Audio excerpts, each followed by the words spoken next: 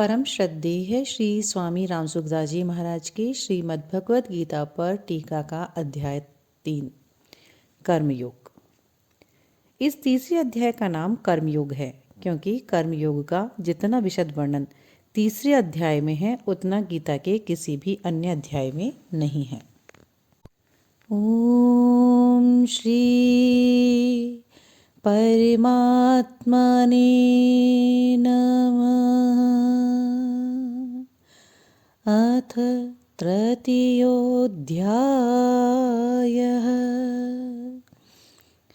अवतरणिका। श्रीमद्भगवद गीता का उपदेश मनुष्य मात्र के अनुभव पर आधारित है। इसका दिव्य उपदेश दूसरे अध्याय के 11वें श्लोक से आरंभ करने पर सबसे पहले भगवान यह स्पष्ट करते हैं कि शरीर और शरीरी एक दूसरे से सर्वथा भिन्न है।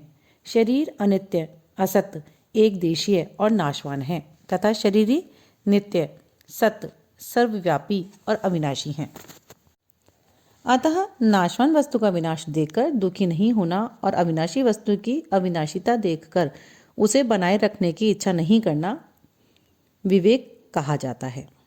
कर्मयोग, ज्ञान योग और भक्ति योग तीनों ही योग मार्गों में विवेक की बड़ी आवश्यकता है। मैं शरीर से सर्वथा भिन्न हूँ, ऐसा विवेक होने पर ही मुक्ति की अभिलाषा जागृत होती है। मुक्ति की बात तो दूर रही, स्वर्ग आदि प्राप्ति की कामना भी अपने को शरीर से अलग मानने पर ही उत्पन्न होती है। इसलिए भगवान ने अपने उपदेश का आरंभ करते ही सबसे पहले विवेक का ही वर्णन किया है। गीता का उपयुक्त विवेक प्रकरण दूसरे अध्याय के 11वें श्लोक से आरंभ होकर 30वें श्लोक पर समाप्त होता है। विवेक के इस प्रकरण में भगवान ने आत्मा, अनात्मा, प्रकृति, पुरुष, ब्रह्म, अविद्या, ईश्वर, जीव, जगत, माया आदि किसी भी दार्शनिक शब्द का प्रयोग नहीं किया है। प्रत्युत सभी मनुष्य सरलता से समझ सके ऐसे ढंग से भगवान ने उसका विवेचन किया है। इसका तात्पर्य यह है कि मात्र मनुष्य परमात्मा प्राप्ति के अधिकारी हैं, क्योंकि मनुष्य शरीर परमात्मा प्राप्ति के लिए ही मिला है। अतः उपयुक्त विवेक को महत्व देकर मनुष्य मात्र परमात्मा प्राप्ति कर सकता है। इस प्रकरण में भगवान ने बुद्धि शब्द का प्रयोग भी नहीं किया है। वास्तव में नित्य और अनित्य, सत्य और असत, अविनाशी और विनाशी, शरीरी और शरीर को अलग अलग समझने के लिए विवेक की ही आवश्यकता है, बुद्धि की नहीं। विवेक बुद्धि से परे है। जैसे प्रकृति और पुरुष अनादि हैं, ऐसे ही उनकी भिन्नता को प्रकट करने वाला विवेक भी अनादि है। यही विवेक बुद्धि में प्रकट होता है। यह भगवत प्रदत्त विवेक मात्र प्राणियों को नित्य प्राप्त है। पशु पक्षी भी खाद्य अखाद्य पदार्थों की भिन्नता को जानते हैं। लता वृक्ष में भी सर्दी गर्मी, अनुकूलता प्रतिकूलता की भिन्नता का ज्ञान रहता है। बुद्धि प्रदान होने के कारण मनुष्य को यह विवेक विशेष रूप से प्राप्त हुआ है। पशु पक्षी आदि में तो जीवन निर्वाह मात्र के लिए जड़ पदार्थों का विवेक रहता है, पर मनुष्य अपने विवेक से सदा के लिए जन्म मरण रूप बंधन से मुक्त होकर शाश्वत शांति प्राप्त कर सकता है। यही मनुष्य के विवेक की विशेषता है। विवेक जागृत होने पर अर्थात शरीर और शरीरी की भिन्नता का अनुभव होने पर अपने कहलाने वाले शरीर, इंद्रियां, मन, बुद्धि सहित संसार का सर्वथा संबंध विच्छेद हो जाता है, जो कि वास्तव में है ही। बुद्धि शुद्ध तथा सम हो जाती है, बुद्धि का विषम भाव मिट जाता है। कर्म योग में बुद्धि के एक निश्चय की प्रधानता है।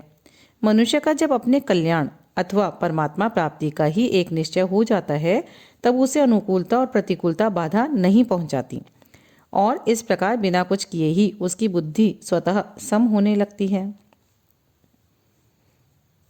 बुद्धि को सम करने के लिए तभी तक कहा जाता है जब तक बुद्धि में संसार का महत्व, आकर्षण, खिंचाव रहता है। एक निश्चयात्मिका बुद्धि हो जाने पर संसार का महत्व, आकर्षण, खिंचाव स्वतः मिटने लग जाता है। ऐसी निश्चयात्मिका बुद्धि होने में भोग और संग्रह की आसक्ति को महान बाधक बताया गया है। इस तरह कर्म योग में निश्चयात्मिकता बुद्धि की अत्यंत आवश्यकता बताने के बाद भगवान अर्जुन को संभाव पूर्वक कर्तव्य कर्म करने के लिए विशेष रूप से कहते हैं, तेरा कर्म करने में अधिकार है, समता में स्थित हुआ तो कर्मों को कर। इसके साथ यह भी कहते हैं कि बुद्धि योग अर्थात समता से सकाम कर्म अत्यंत तुच्छ है। आगे कहते हैं कि तू समबुद्धि का आश्रय ग्रहण कर। समतापूर्वक कर्म करने वाला पुरुष पाप और पुण्य दोनों का यहाँ जीवित अवस्था में ही त्याग कर देता है। इसलिए तू समता की प्राप्ति के लिए ही प्रयत्न कर, क्योंकि समता ही कर्मों में चतुरता है। अर्जुन के मन में युद्ध न करने का आग्रह पहले से ही था। पहले अध्याय के 31वें श्लोक में अर्जुन कहते हैं, युद्ध में अपने कुल को मारकर मैं अपना हित नहीं देखता। फिर 45वें श्लोक में कहते हैं, अहो शोक है कि हम लोग बुद्धिमान होकर भी युद्ध रूप महान पाप करने को तैयार हो गए। आगे दूसरे अध्याय के 5वें श्लोक में अर्जुन कहते हैं कि मैं भिक्षा का अन्न खाना श्रेष्ठ समझता हूँ, पर युद्ध करना नहीं। और 9वें श्लोक में तो भगवान की आज्ञा के विरुद्ध अपना निर्णय ही सुना देते हैं कि मैं युद्ध नहीं करूँगा। यह नियम है कि अपना आग्रह रखने से श्रोता वक्ता की बातों का आशय अच्छी तरह से नहीं समझ सकता। यही कारण है कि अपना युद्ध न करने का आग्रह रखने से अर्जुन भी उपयुक्त प्रकरण में भगवान के वचनों का आशय अच्छी तरह से नहीं समझ सके। अतः अर्जुन को भगवान के वचन मिले हुए से जान पड़ने लगे। इसलिए भगवान का अभिप्राय क्या है, वे मेरे कल्याण के लिए कौन सा साधन श्रेष्ठ समझते हैं, इसका खुलासा करने के लिए अर्जुन आगे के 2 श्लोक में भगवान से प्रश्न करते हैं। इसी के साथ अध्याय 3 प्रारंभ करते हैं। श्लोक संख्या 1 एवं श्लोक संख्या 2। ओम श्री परमात्मने नमः। अर्जुन उवाच ज्यायसि चेत कर्मणस्ते मता बुद्धिर्जनार्दन तत् किं कर्मणि घोरे मां नियोज्यसि केशव। व्यामिश्रेणेव वाक्येन बुद्धिं मोहयसीव मे तदेकं वद निश्चित्य येन श्रेयोऽहं माप्नुयाम्। अर्जुन बोले, हे जनार्दन, अगर आप कर्म से बुद्धि ज्ञान को श्रेष्ठ मानते हैं तो फिर हे केशव मुझे घोर कर्म में क्यों लगाते हो। आप अपने मिले हुए से वचनों से मेरी बुद्धि को मोहित सी कर रहे हैं। अतः आप निश्चय करके उस एक बात को कहिए जिससे मैं कल्याण को प्राप्त हो जाऊं। श्लोक संख्या 1 एवं 2 की व्याख्या। जनार्दना, इस पद से अर्जुन मानो यह भाव प्रकट करते हैं कि हे श्री कृष्ण, आप सभी की याचना पूरी करने वाले हैं, अतः मेरी याचना तो अवश्य ही पूरी करेंगे। मनुष्य के अंतःकरण में एक कमजोरी रहती है कि वह प्रश्न करके उत्तर के रूप में भी वक्ता से अपनी बात अथवा सिद्धांत का ही समर्थन चाहता है। इसे कमजोरी इसलिए कहा गया है कि वक्ता के निर्देश का चाहे वह मनो अनुकूल हो या सर्वथा प्रतिकूल पालन करने का निश्चय ही शूरवीरता है। शेष सब कमजोरी या कायरता ही कही जाएगी। इस कमजोरी के कारण ही मनुष्य को प्रतिकूलता सहने में कठिनाई का अनुभव होता है। जब वह प्रतिकूलता को सह नहीं सकता तब वह अच्छाई का चोला पहन लेता है, अर्थात तब भलाई के वेश में बुराई आती है। जो बुराई भलाई के वेश में आती है उसका त्याग करना बड़ा ही कठिन होता है। यहाँ अर्जुन में भी हिंसा त्याग रूप भलाई के वेश में कर्तव्य त्याग रूप बुराई के वेश में कर्तव्य त्याग रूप बुराई आई है। अतः वे कर्तव्य कर्म से ज्ञान को श्रेष्ठ मान रहे हैं। इसी कारण वे यहाँ प्रश्न करते हैं कि यदि आप कर्म से ज्ञान को श्रेष्ठ मानते हैं तो फिर मुझे युद्ध रूपी घोर कर्म में क्यों लगाते हो। भगवान ने दूसरे अध्याय के 39वें श्लोक में बुद्धिर योगे पद से समबुद्धि की ही बात कही थी, परंतु अर्जुन ने उसको ज्ञान समझ लिया। अतः वे भगवान से कहते हैं कि हे जनार्दन, आपने पहले कहा है कि मैंने सांख्य में यह बुद्धि कह दी, इसी को तुम योग के विषय में सुनो। इस बुद्धि से युक्त हुआ तो कर्म बंधन को छोड़ देगा, परंतु कर्म बंधन तो तभी छूटेगा जब ज्ञान होगा। आपने यह भी कह दिया कि बुद्धि योग अर्थात ज्ञान से कर्म अत्यंत निकृष्ट है। अगर आपकी मान्यता में कर्म से ज्ञान श्रेष्ठ है, उत्तम है, तो फिर मेरे को शास्त्र विहित यज्ञ, दान, तप आदि शुभ कर्मों में भी नहीं लगाना चाहिए, केवल ज्ञान में ही लगाना चाहिए। परंतु इसके विपरीत आप मेरे को युद्ध जैसे अत्यंत क्रूर कर्म में, जिसमें दिन भर मनुष्यों की हत्या करनी पड़े, क्यों लगा रहे हो? पहले अर्जुन के मन में युद्ध करने का जोश आया हुआ था और उन्होंने उसे जोश में भरकर भगवान से कहा कि हे अच्युत, दोनों सेनाओं के बीच में मेरे रथ को खड़ा कर दीजिए, जिससे मैं देख लूं कि यहाँ मेरे साथ दो दो हाथ करने वाला कौन है। परंतु भगवान ने जब दोनों सेनाओं के बीच में भीष्म और द्रोण के सामने तथा राजाओं के सामने रथ खड़ा करके कहा कि तू इन कुरुवंशियों को देख, तब अर्जुन का कौटुंबिक मोह जागृत हो गया। मोह जागृत होने से उसकी वृत्ति युद्ध से, कर्म से उपरत होकर ज्ञान की तरफ हो गई, क्योंकि ज्ञान में युद्ध जैसे घोर कर्म नहीं करने पड़ते।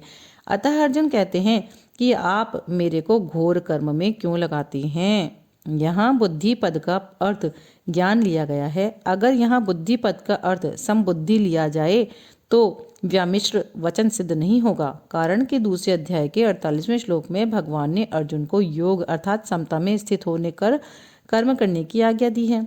व्यामिश्र वचन तभी सिद्ध होगा जब अर्जुन की मान्यता में दो बातें हों, और तभी यह प्रश्न करेगा कि अगर आपकी मान्यता में कर्म से ज्ञान श्रेष्ठ है तो फिर मेरे को घोर कर्मों में क्यों लगाते हैं?